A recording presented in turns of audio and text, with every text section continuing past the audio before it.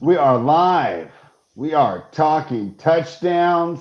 We got the Bears and the Vikings playing tonight, and I got JC Zargo and Tyler Hicks with me. Tyler, at 14-0, you were pretty worried about yesterday's show, huh? But then the Raiders came back to earth, and the Kansas City Chiefs won. Of course, the Eagles beat the Bills in an exciting football game that I'm sure that nobody will overreact to. And we had a fun Sunday night game as well. Tell me your overall thoughts here for Week 12 as we move into reviewing these games and going over the Monday Night Football games. Yeah, I mean, as far as Sundays go, I know it was balanced pretty well. Like we had an even balanced numbers of games at the 1 o'clock and the 4 o'clock slates, but that might have been some of the worst football I've seen in a while. Like that slate of football stunk. Nothing made sense. Like you would just like, for instance, like you look at the Rams Cardinals games. Like I got that one wrong, but Stafford throws for 300 yards and 4 touchdowns.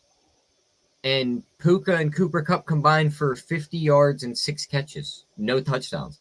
It's like, well, that makes no sense. So, I mean, it was a weird Sunday. In the end, Josh Allen plays another stud quarterback. And in the end, he puts together a thriller and he loses. Hopefully somebody gave him another medal for that because that's what he's really good at is losing spread. So that's we can get into that.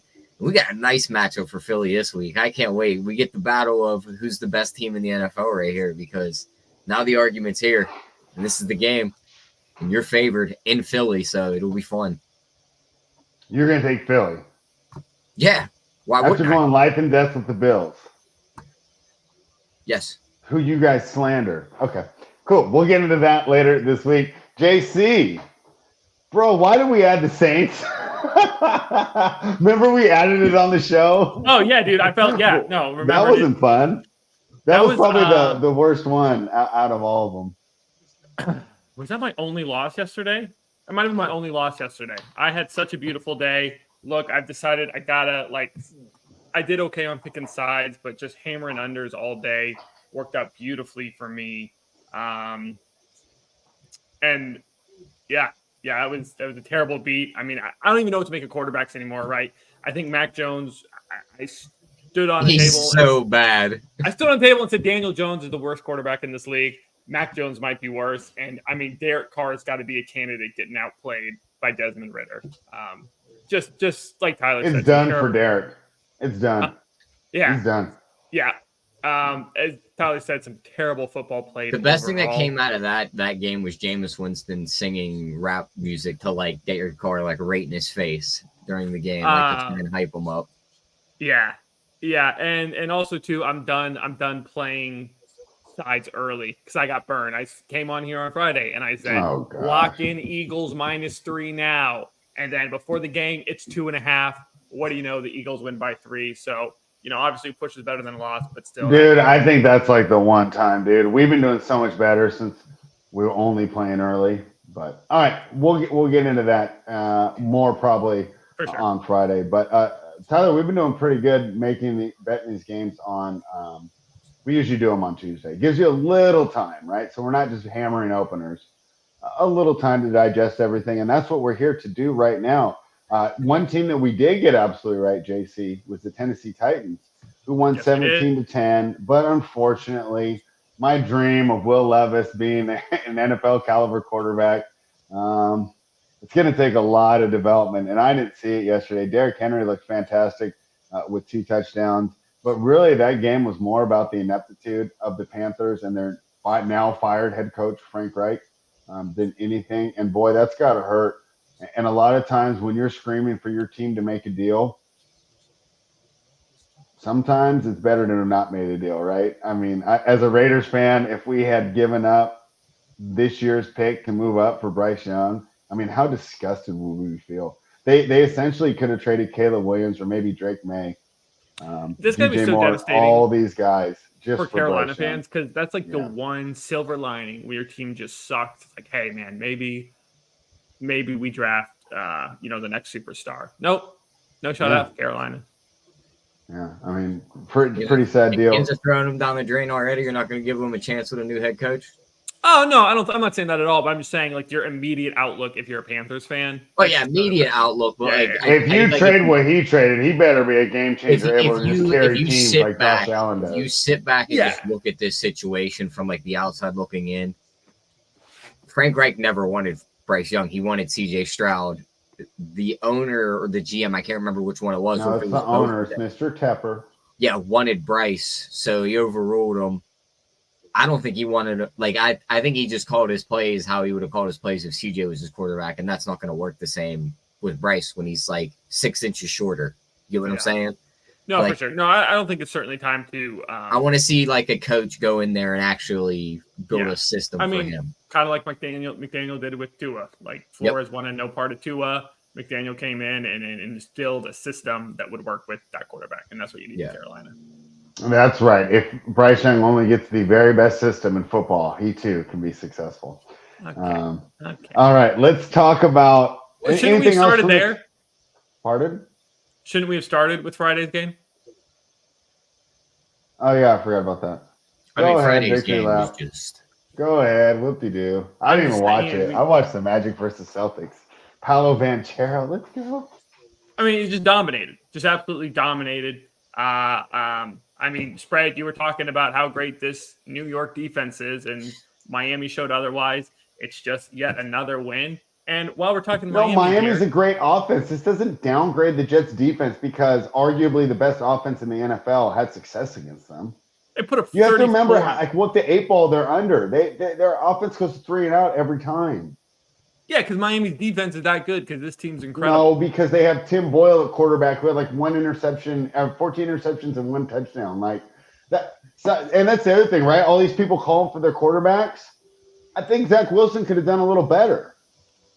I mean, not much. I mean, you kind of just Either way, we were still getting the plus 850 home on the Jets defensive score and the plus 450 on the Dolphins defensive score. Yeah. Because Tua was going to throw one of those timing routes wrong, exactly like he did. And the Jets were going to somehow, some way let that ball end up in the end zone. And it ended at halftime when they ran a 99-yarder back. All right. Yeah. Well, anyways, JC, wow, great job. You beat the Jets. Great job. And then do we get, just curious, do we get any credit for beating the Broncos now that they're a team with a winning record? No. You have to beat them when they have a winning record. Whatever. What's gonna honestly, I'm coming around on this team, Tyler. Miami having a legitimate shot here. No, I think they have a legitimate shot, and I'm not even gonna say like it's like I always thought they had a legitimate shot, but they had to have the path go through Miami. But the more you look around the AFC, it's like when Burrow went down, they're wide open now. Any of these teams could make the Super Bowl, like. Yeah, even the likes of like as ugly as it could be, like would it surprise anyone if the Browns or the Steelers defense like just shut teams out for like 2 games in a row? Yes. It's like I don't think it would. With how bad the NFL's been this year, it wouldn't surprise me. I have a sizable future on Miami to make the AFC Championship game, and I think that's the perfect realistic level for this team in this kind of first year of real success. I mean, now that Burrow's out of the picture, I think you got a good ticket there, JC. Yeah. So, and my guess is that you did it before Burrow was out of the picture, so you have a much nicer price. It was around the beginning of the season, yeah. In 4 weeks, we'll find out if this team can beat a winning team because they get the matchup of all matchups against the winning teams. They get to play the one winning team that just beats up on bad teams, Dallas. So who's going to win the matchup? Is Dallas going to finally beat a good team? Oh, the Bully Bowl? Yeah. Dude, it's straight because we get Dallas, Baltimore, Buffalo. Or do they just tie spread in the end? Is that the outcome? And the Bully Bowl? In the Bully Bowl, it was tie. They're like, we both have to be bullies. No one gets to win. All right. Well, there you go, JC. Whoop-de-doo, Dolphins. Whoop-de-doo. Thank you. Thank you. Tyler, you know which loss hurt the most for us on Sunday? The Houston Texans is that ball hit the crossbar, right? So when Jake Moody went out there, I'm like, there's no way. But what'd you think of that game? I thought Trevor Lawrence looked really good. I thought that was one of the best games that Trevor Lawrence played. CJ Stroud, of course, looked great. But boy, Trevor really looking sharp, especially on a lot of those crossing routes. And you're right. Once Zay Jones is in there, Calvin Ridley becomes a Jerry Rice 2.0. Yeah, I mean, I don't know where to nitpick more on. Like, did the Jags get lucky, or was Houston lucky to keep it close? Like, the Jags before halftime should have put an extra 3 to 7 points on the board, but they run that stupid pitch. Can you believe that? I mean, Yeah. I'm so happy because we were on Houston, the Texans, but that was so dumb. That was 3 free points. You're not missing that kick. Houston gets technically gifted the one touchdown in the second half on the Lawrence interception that should have been a holding call, where the guy was like wrapped around Evan Ingram, and they didn't throw the flag, and it ended up an interception. Yeah. Houston scores there. It's like that's a free 7 for Houston. So it's like you could play this game back and forth. It's a divisional game. Those two teams are both going to be in the playoffs in the end, I think. They both get easy schedules to finish out. The Jags just look like they're just going to be front runners now, spread. Like, I'm not sure if they're a real threat in the end. Like, their pass defense is I think they have to be if Trevor's going to look like that. Yeah, if he's going to play like this, though, I mean, some of those passes he threw, like the one he threw into double coverage, and it was like, even the announcers were like, and the ball is, they paused for a minute because they didn't know whether it was intercepted, dropped, or caught, and the receiver rolled over and had it. So he snuck it through a tight window. But when he's playing lights out football, he's better than Josh Allen, like I've been saying for weeks. He could run the ball just like he can. He could jump over the middle and score the touchdowns. And the guy actually has some football IQ. So that's the Trevor Lawrence we like to see. That's the guy I had ranked higher than Josh Allen. It's nice to see him playing football finally.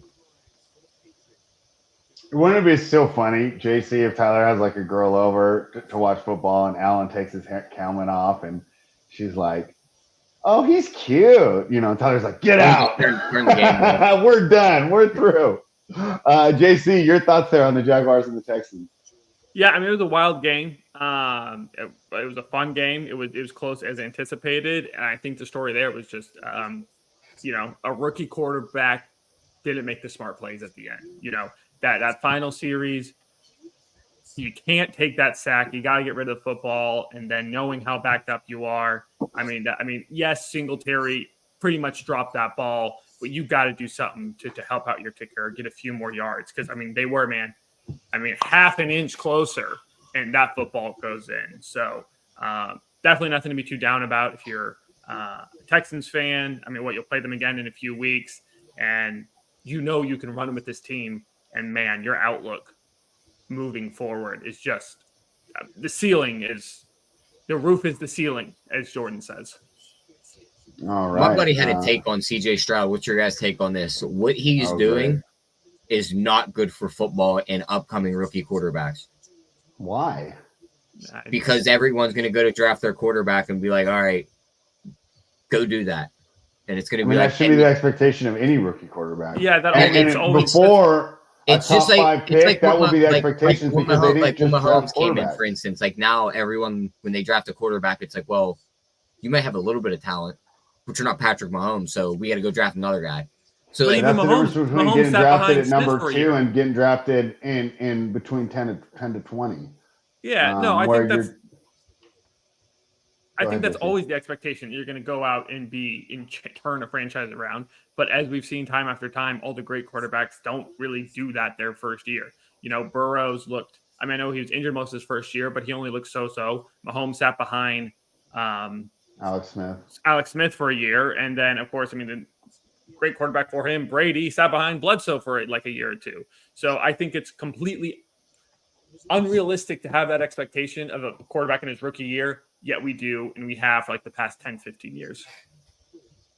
Like specifically Caleb Williams. Like I think he is going to get absolutely fucked by what CJ Stroud's doing.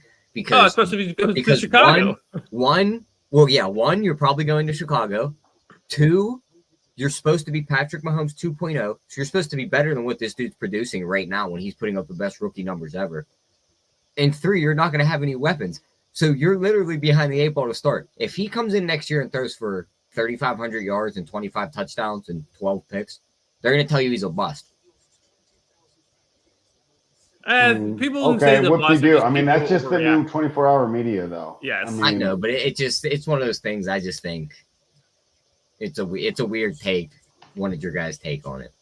I completely disagree. That's what you expect when you draft a quarterback that high. But it is what it is. Just like you said with Bryce Young, right? I don't think the issue was even taking him number 1 overall. I think the issue was trading. The coaching was out. The coach was out on him and everything. That was also issues. Well, just trading the future number 1 pick. Yeah. Well, that the future, another first rounder. I don't know if he was necessarily worth that. To throw in another first rounder, you got to hope you're getting Andrew Luck or Trevor Lawrence, a guy that can do things on his own. Let's keep it moving, though. I mean, Patriots, Giants. I mean, the best thing about that game was someone on Twitter put up Tommy DeVito walking into the stadium to the Sopranos theme. But that's all I have on that game. Do you guys even want to talk about it? Yeah, let me just say real quick. I mean, First off, that was the easiest under in possibly the history of the NFL. But one of the really funny things is there's a dialogue that always goes around, Bill Belichick against rookie quarterbacks. And that is the most overrated stat of all time because for most of his career, he's had the best team in football. And if you're a rookie quarterback, you're on a crappy team. So we just need to stop talking about that stat, especially as he now coaches one of the worst teams in football. Like, just don't ever bring it up again. I don't want to hear it. The Belichick stats are just nothing but noise at this point. So, yeah. All right. Great job. Anything else you want, Tyler? I mean, F that game. No, right? I mean, I thought it would have been pretty funny if after at halftime when Mac Jones he basically got punched in the head by Kayvon Thibodeau and then the ball got punched out afterwards. But if when they came out of halftime, it was like, yeah, Belichick told Mac Jones, take his jersey off, leave the gear in the locker room, go home, you're done. Like, we don't even want you here. Yeah. No football take on that game. I just laughed as he messed up every time because it was pretty funny. JC, we already talked about it, but boy, Derek Carr hurt my feelings yesterday. I've been saying that he's at least like an average quarterback, and like you said, he got outplayed by Desmond Ridder. This is where stats are stupid. That's what fantasy football makes you throw up sometimes. He got 304 yards. Yeah. He was terrible. He was terrible. Yeah. Wow, he got all those yards, and then every time they got within the 30, it wasn't even the red zone. He just looks dumb. He doesn't push the ball down the field. Both quarterbacks look stupid. Derek Carr literally did the SpongeBob scene like Dan Campbell did with Jahmyr Gibbs, where it was like when he threw the Krabby Patties on the stove, and the people were like, that's what we wanted all along. So it was like Derek Carr throw a deep ball, and all people cheered. He was like, that's what they wanted all along. Yeah. So he just keeps hucking deep balls all game. They get in the red zone. He tries to huck one. Pick six. Jesse Bates other way. It's like, Derek Carr stinks. Desmond Ridder stinks. That whole division stinks. Yeah, I tried to keep you guys away from the game. And you're right. And Tyler, we should have listened. And I'll tell you what, that was my Raiders fandom creeping in there as pretty disappointing spot there. I've been a Derek Carr hater for a while, but I thought I just don't think he's good. I don't think he's elite, but I thought he was still better than bottom of the barrel. And yesterday he proved he's in fact not. He's in league with the Joneses and. He might be the third worst. No. He might be the third quarterback on that depth chart. He's not in the league with the Joneses. He's a tier above. He's in the. Do you want any of them at the helm of your team? Yeah, I'd rather have Carr than either of the Joneses. I don't think. I don't know. I might even still take Daniel at this point. At least you got a Jones. You know you're going to get a top 5 pick next year. Whereas you have Carr, you're probably picking like 10th. To be fair, if that schedule wasn't the easiest thing we've ever seen. They would probably have a top 5 pick too. Yeah. Okay. Well, the Falcons break a huge streak to the Saints there and get a win over their rival. Good for them. Bijan Robinson finally gets involved. Fantasy football. Woo, all right. Pittsburgh Steelers, Tyler, got the win. 16-10. Najee Harris. Once again, these stats, I don't know. Did you think he ran that well? Stats look good. The offense looked good spread. Go look at how many total yards they had. I know. They had more than 400 yards since the first time since they declared independence from Canada. It only took one game. Yeah. It's almost like they unlocked the middle of the field. Guess who led the entire slate yesterday in receiving yards? I bet this bet was about 350-1. Patrick Freiermuth had 120 receiving yards straight down the middle. I know because that was more than any wide receiver on the entire slate, more than the Diggs, more than the AJ Brown. On my main DraftKings team, if I would have had Freiermuth instead of whatever tight end I had in there, I would have made a lot of money. Yeah, I mean, still cash, right? He balled out, and when you throw the ball across the middle of the field, it opens up the run game. It allows Najee to run the ball. It allows Warren to come in after Najee beats up the defense a little bit and explode for these big runs. The offense is coming together. The defense was already good. I still don't think they could make much noise in the playoffs. Maybe they upset one team depending on the matchup they get in the first round. But I still don't think they beat the likes of, say, the Chiefs. So it'll be a fun ride. They'll probably drive themselves into playoffs pretty far, and we'll get a couple playoff games. But nice to build on it for next year. We see I want to see more. I still want a new quarterback though. I don't think I got to see more out of Pickett. He didn't look terrible, but some of the throws were just And if I were you guys, I would hope to get a new quarterback and have Pickett be on my clipboard holder. The thing we got to talk about too, our guy Clyde brought it up here. He said, "What about Deontay Johnson just saying fuck it on the phone?" Oh yeah, what happened there? Well, remember last week's spread? I told you that everyone had to be. Or guys had to be separated because they were fighting. You're like, that's just locker rooms. And then Adam Schefter, 4 days later, tweets out that TJ and Cam Hayward had to rip Minka and Deontay Johnson apart. Then Deontay Johnson goes out there, and he's just – you could just tell no effort on the play. The fumble's at his feet. He's just standing there looking around. And then they pick it up and run away. So I think they should honestly cut him. Just cut his ass. Like, get rid of him. I think they'll trade him in the offseason. He's got too much, right? He's got to go. You can get at least a third-rounder for him. I know the Raiders would have done it 2 years ago. I don't know if there's new. He got to go. It's just – Who did you guys give us? And I was so hyped. I think his name was Martavius Bryant. Yeah, he's back. For a third-rounder. Bro, the Steelers are champion. They are champion at passing off. We get rid of them just before they break. Yeah. Yeah. Well, not only that, it's because they're in, like, they had Roethlisberger throwing to him, and they're surrounded by other good receivers, so it makes them better. But, like, yeah, him, when they sent Mike Wallace to Miami gave Mike Wallace a bag, and he was so much money. Yes. Who else have they done it with? Yeah, they're the best. Juju left, but he didn't get much money. Yes. AB's kind of a unique thing.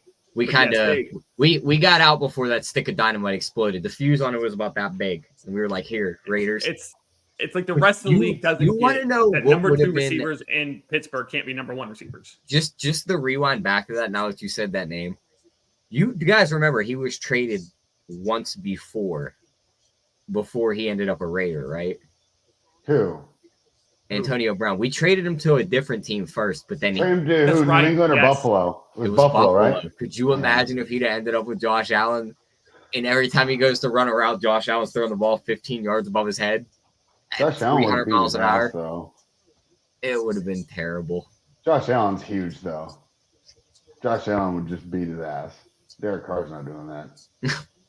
Derek Carr to find God. Maybe he's like, fuck that. Yeah, can you imagine? Yeah, I mean, that was a rough scene for us. All right, the Tampa Bay. I don't want to think about that. The Tampa Bay Buccaneers. The final score was 27-20, but as someone who was on the Bucs, right, Tyler? We took the Bucs.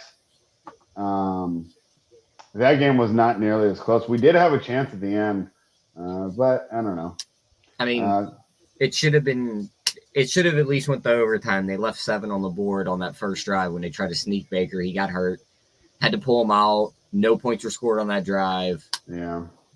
It was just one of those games where it's like I feel like if he doesn't miss that drive, I feel like we end up cashing that bet. Okay.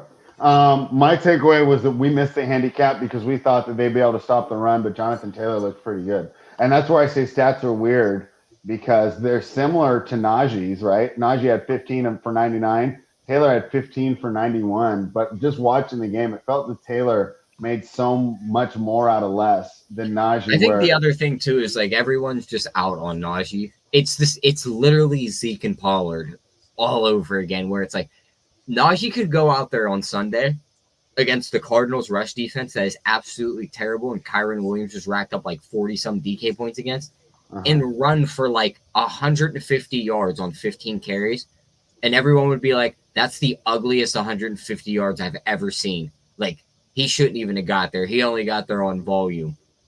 Like, everyone's just fully out on him. They just want Jaylen Warren. That's what it is. There's nothing he could do at this point that could right that wrong. All right.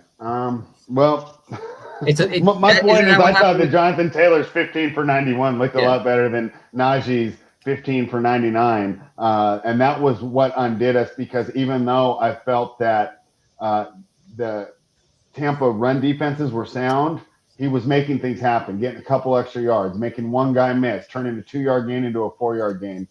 And that was the Jonathan Taylor that earned all that money. So that's how we lost that one. JC, I was obviously pretty disappointed.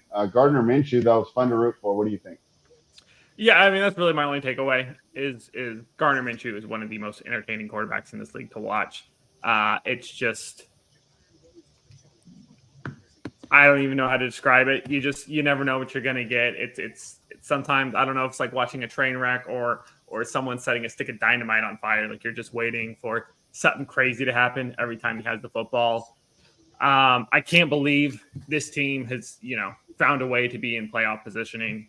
No way do they hold on to it. But you know what? If you're a Colts fan, at least you're getting some entertaining football until you get Richardson back. And I've talked about this with you guys a bunch of times before. I know everyone says bottom out for draft picks when you don't have a chance, but this Colts team really shows how important it is to keep playing solid football. And now when they finally do get the proper pieces, and hopefully for them, it'll be Anthony Richardson returning next year, your team knows what it takes to win. They have good habits. They're not just – I mean, I really think that – I know it's a basketball analogy, but you let these teams tank for a couple of years, and then like the Spurs, they don't know how to play defense because they didn't play for 2 years and it wasn't enforced. And especially with the new model in the NFL, you look at like Tampa Bay and Denver and the Rams. Like, you just got to get something close to like, a 500 team, and then boom, if you can get a superstar quarterback, you're Super Bowl bound. Right. So, okay. Anything more on this game? Because I want to move on to the Broncos defeating the Browns. JC, you rung that bell for us on Sunday. We were skeptical, but this had to be one of your easiest. Well, I don't know. Maybe you had some easier ones, but it felt like one of the easiest cashes of the day, as the Browns simply couldn't get things going on offense. And I'll tell you, so here's the main story of this game for me. I really thought this might be the end of Broncos and Russell Wilson's little streak. And, of course, the stats weren't that impressive. But the fact of the matter is they got things done when it mattered. And he didn't make any mistakes to hurt the team. That's all Sean Payton wants from him at this point. Broncos 6-5 here. Don't look now. They won 5 games in a row. Tyler, your thoughts? Yeah, I mean, they looked good. I'm not going to say they looked good because watching the game, they did not look good. Like, that was an ugly game. They absolutely murdered DTR on that one play. Like, I thought that was Mason Rudolph all over again, just the way he got hit in the chest and they showed him rolling around on the ground. I was like, well, he's dead. He's done. He didn't come back in the game. When they showed him again, he had a bloody mouth. That dude, whoever laid that hit on him, was 100% getting fined. Then PJ Walker has to come in at that point. The game was over. The only thing to really take away from this, and Clyde just said in the chat, Myles Garrett got hurt. He was in a sling after the game. Mm-hmm. So if you're looking at awards, go get on Defensive Player of the Year. Probably just bet all 3 of these guys. Bet Michael Parsons, bet TJ Watt, and bet DaRon Bland. Because if and the other thing is they're going to go from the number 1 defense. They're still going to be good, but they drop down to the number 5 defense. Without Myles Garrett, they're not going to be this historic defense that they once were. And this idea that it was going to be Trent Dilfer 2.0 and that they could carry, right, just some below average quarterback. Yeah, it's not going to happen without him. It's not happening without Myles Garrett. Yeah, 100%. So I'd get on those guys for Defensive Player of the Year. Preferably Watt, who leads in sacks, and Bland, who, if he gets one more pick six, has the record. You can't give it to Bland just for getting those pick sixes, can you? I mean, that'll be, 6 or 7 pick sixes in 1 year? I'm just saying, JC, right now, if you had your choice between adding TJ Watt or DaRon Bland to the Miami Dolphins. Well, the thing about TJ Watt, too, is he's won the award already. I don't care. You can't. I agree, but these guys are in here just. I mean, you take TJ Watt, right? We'll never bet the Steelers. Take TJ Watt out. We'll never bet on the Steelers for the rest of the season. Oh, I agree. Right? I mean, you take Micah Parsons out of the Cowboys. Another one. They go from being top 5 to now they're maybe around 10. Yeah. These individual players mean so much, and great for DaRon Bland. But how much of those were set up by Micah Parsons and the fact that these quarterbacks have 2 seconds to throw. Regardless, I'm not a voter, and I don't bet those awards like you do. Let's move into the afternoon. The Rams beat the Cardinals. Tyler, you already talked about that one. Did you want to say anything more on that take one? My victory lap on the game? Oh, I'm so sorry. Go right ahead. I'll be right back. All right. Thank you. No, I would just all I really had to say about this game is I knew Cleveland was going to be able to outscore Denver, right? I mean, I certainly didn't think it would be, a 17-point game. It did not deserve to be a 17-point game based on the offensive stats that Denver put up. Their defense certainly helped them out, but that's not hard when you're going up against, DTR. And I don't really know that win. I don't really know what to do with Denver now as far as how good are they actually, because that was an ugly way to win a game, especially against, a Browns team as bad as they are, even though they do have a solid defense. Looking ahead, though, I mean, Denver at Texans, that might be this fade spot that everybody thought this game was going to be. So, I would say right now they're in that Texans tier. They're right below where they're like a wild card, maybe could win one round in the playoffs. Right, but they're going to be a solid team. I'd say they're like a tier below real championship contenders, just for real Super Bowl contenders. What I said, spread, was that I made this bet simply on the fact that I knew there was no way DTR was going to be. I heard you. I can hear now on the YouTube. Okay. So that's why I don't know. I don't think that's going to happen in Texans because CJ Stroud can absolutely outpace the Broncos.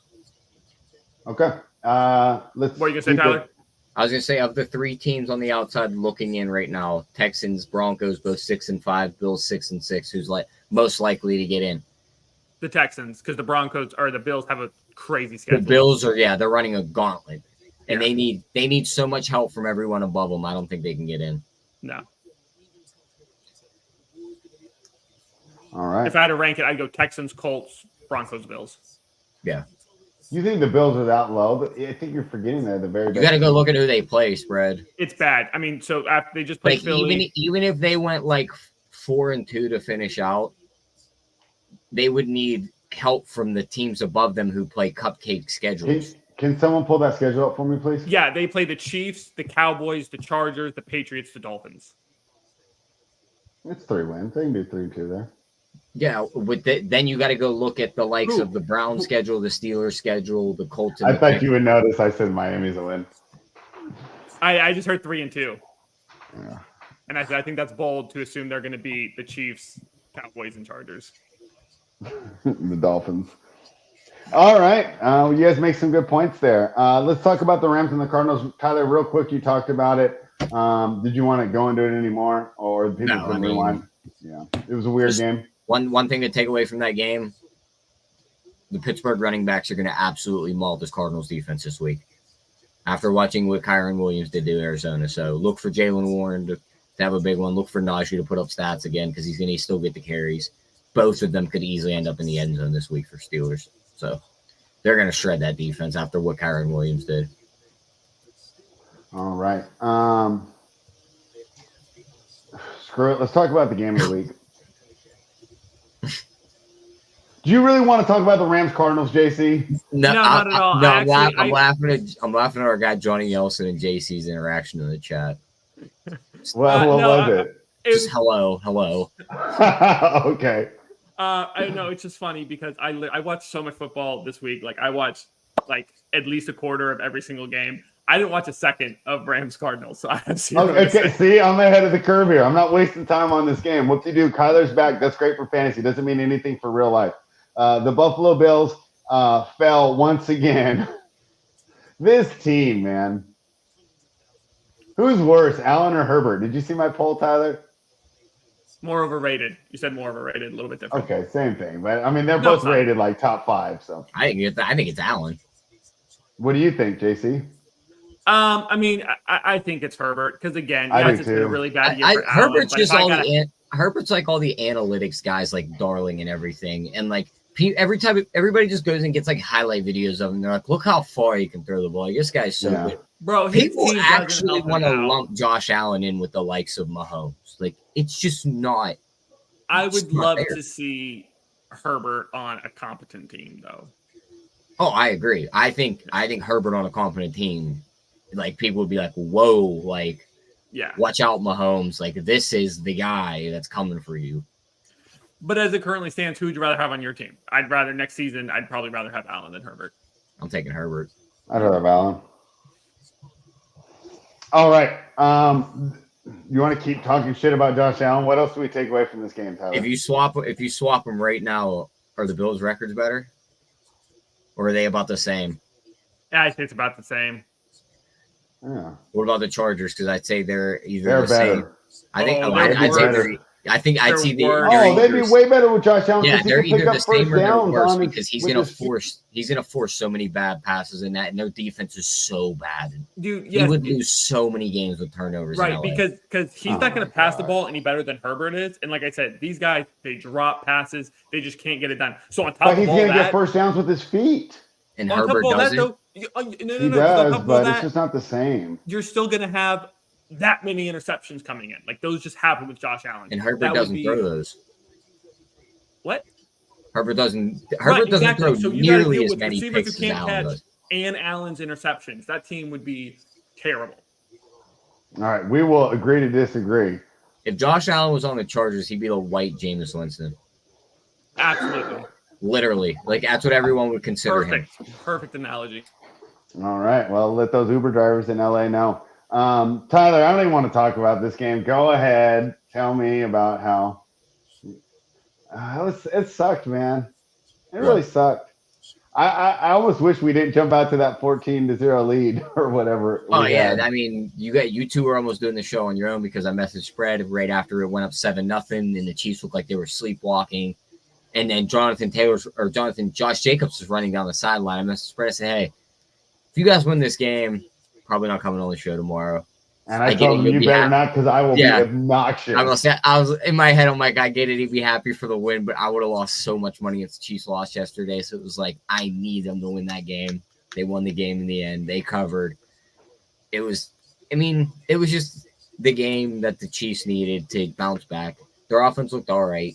The Raiders didn't look all that bad. Max Crosby's banged up. He was doubtful. So, I mean, I don't take much from that. Aiden O'Connell did he get hurt at the end of the game spread? I seen he ended up in the tent for a couple plays. They showed Jimmy G, but then he came right back in. So, I mean, they were the whole fun trip of winning games was going to come to an end, but they looked better than I thought they would versus the Chiefs. I'll say that. Yeah, I mean, whoop-de-doo. But Tyler, JC, can I just say one thing before I throw it to you? You want to know why I love this guy, Antonio Pierce? Sure. The head coach from Compton, who fell to 3-1 against the spread. I always forget he's from Compton. I always forget. So you know what he did?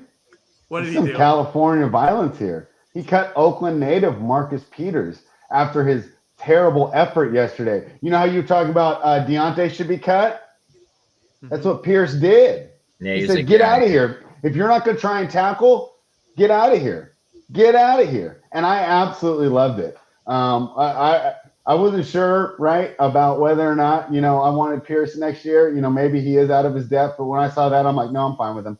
That's the type of leadership we need. Yeah. JC, talk to me about what you saw in the Chiefs and the Raiders. I'm just a little confused because we started to talk Buffalo Eagles and then just jumped to Kansas City, Vegas.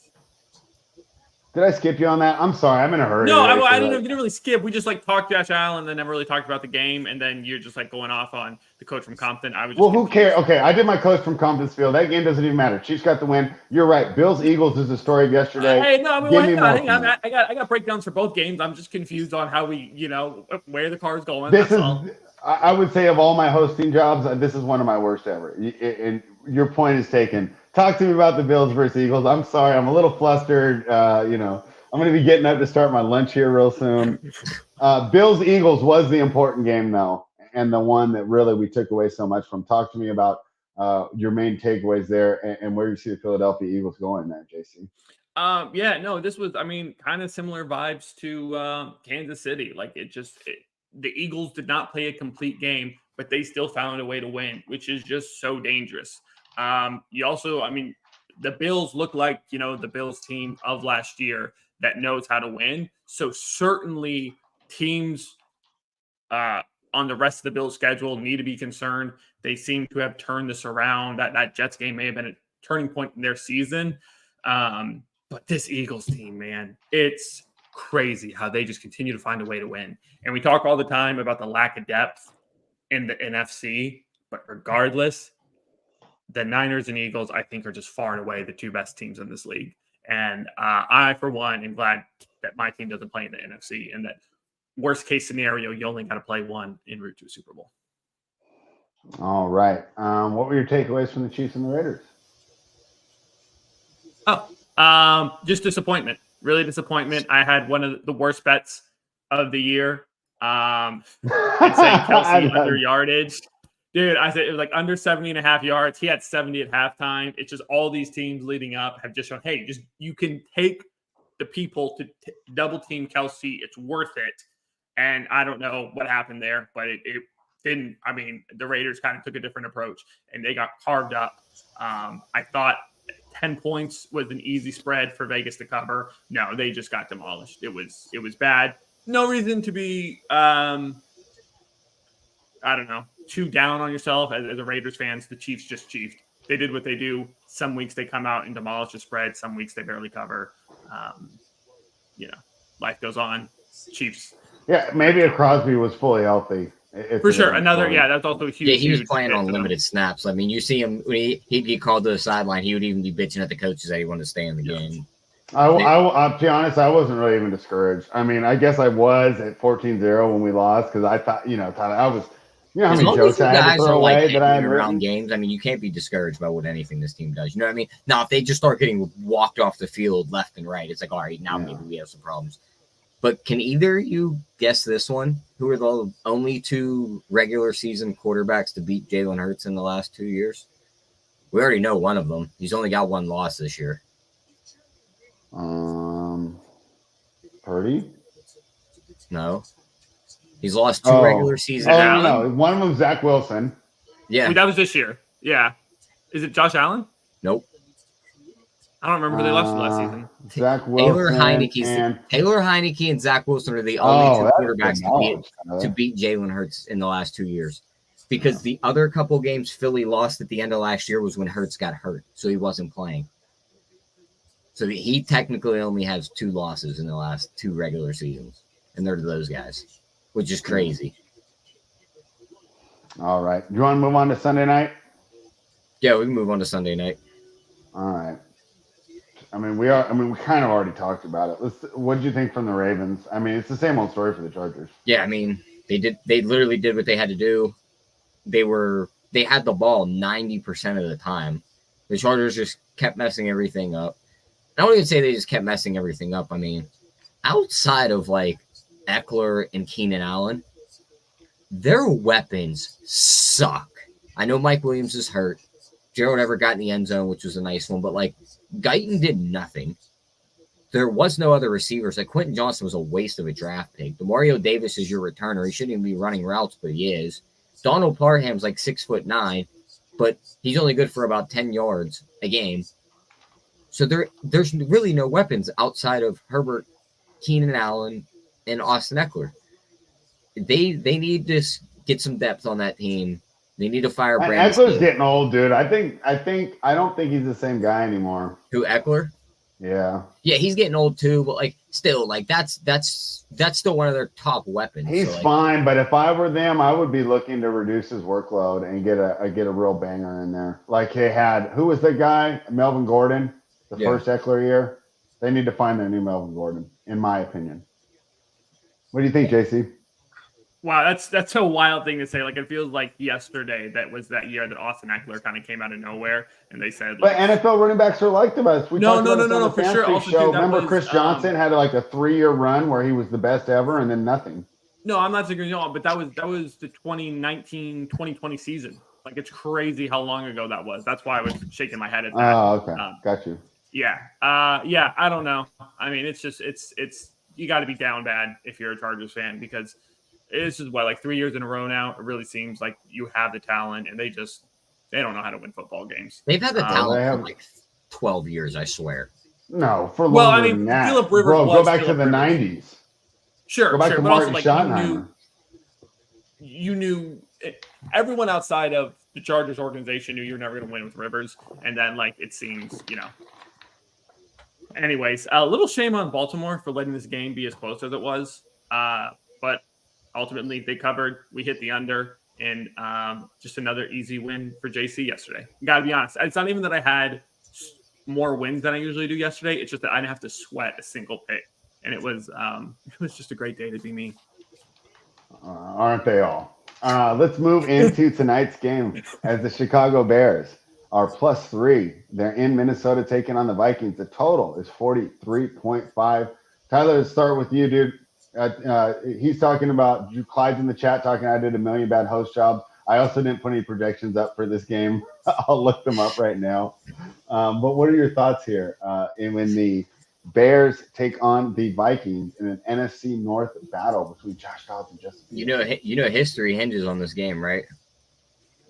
Oh, there's never been 13 favorites that have covered in a NFL regular season week, and we're sitting on 12.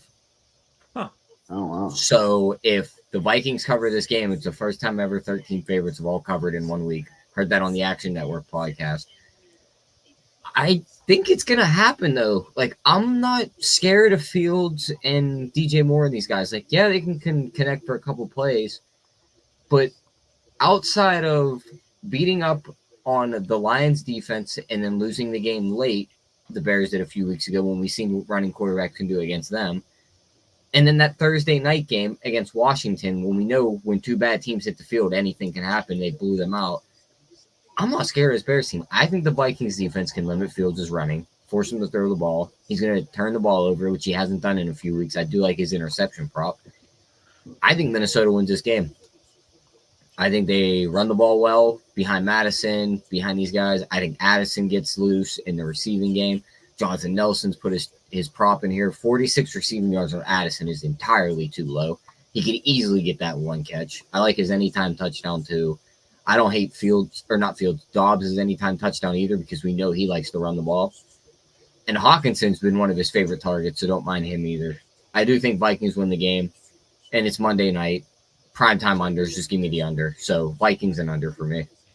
I got the Vikings by 6, JC. What are your thoughts? I mean, certainly Vikings are past, but I don't know why you mess around with the side when the under is free money. Anything more? These primetime interception props have also been money all season. So I'm seeing -114 for Dobbs, even money for Fields. Go ahead. Play them both. Let's do it. We hit them. I don't know how many times we've hit both this season, but it's been interceptions and unders. It's just my go-to primetime move, and it's been extremely profitable. All I'll right. probably drop a quick little same game parlay, and I'll probably take Minnesota money line. And for those just listening and not watching, Jonathan Nelson says it's always the Vikings. Addison over 46.5 receiving yards, and Ty Chandler over 32.5 rush yards. Interesting situation there. I think Madison's getting a lot of the carries, but Chandler is the better running back. So it'll be interesting to see how they split their carries tonight. If I'm backing Minnesota, which I don't know, Tyler. The more we talk about it, why would I not just lay the 3? My projections like it. You seem to like it. And the Vikings don't run that kind of zone defense that Fields can just gouge with the run like he did against the likes of Detroit. And I don't think he can shred this defense like he did against the Washington game, where also DJ Moore put up a ridiculous stat line. I don't see that happening here either. All right. Anything more from this before I go cook my food and get out of here? I think that's pretty much it. I mean, I don't see anything like really crazy we can get on. All right. JC, words of wisdom for the people. Yeah. I got a good one today. Oh my gosh, if my computer wouldn't flame out on me. I never want to butcher someone else's words, so that's why I always make sure we got them. Today we are going to the inspirational words of Little Troy. Want to be a baller, shot caller, 20-inch blades on the Impala. Caller.